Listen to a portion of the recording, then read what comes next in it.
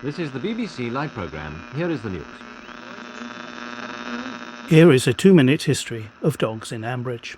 It is inevitably highly selective. Captain was Jack Woolley's Staffordshire Bull Terrier, whom he acquired in 1978. A nuisance in his youngest days to the Grey Gables gamekeepers, Captain's diet of calf's liver and smoky bacon crisps, not to mention the whole of Susan Horrobin's wedding cake, slowed him down somewhat.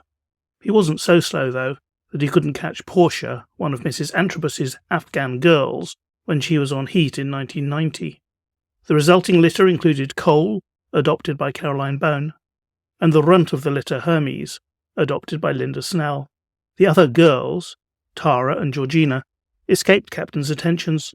Captain's health improved when George Barford gave him a disciplined diet while Jack had his pacemaker fitted. But Jack's departure on honeymoon with Peggy in 1992 was too much for him, and he crawled under George's bed and died. His memorial stone reads, "Thou good and faithful servant." George Barford also briefly worked his magic on an Alsatian Cross rescue dog homed by Shula, Alistair and Dan in 2003. But Scruff proved too wild to be safe around the horses at the stables. Linda took the beast on, commenting that while horses might scare, llamas wouldn't take any such nonsense. After initially finding him a handful, she eventually brought him under control, and all was well until he disappeared during the 2015 floods.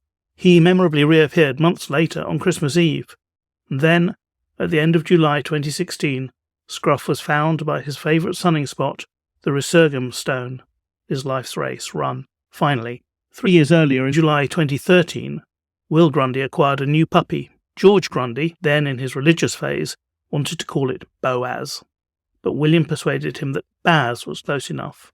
In November of that year, after an autumn during which there were incidents of loose dogs worrying sheep, including Ed's, Will was training Baz alongside his more experienced dog, Mitch. Meanwhile, Ed was out shooting rabbits with Eddie. Baz ran off after a hare towards Ed's grazing land, and Ed acted on instinct and shot him. When Will found out what had happened, he promised that he wouldn't forget it. Ever.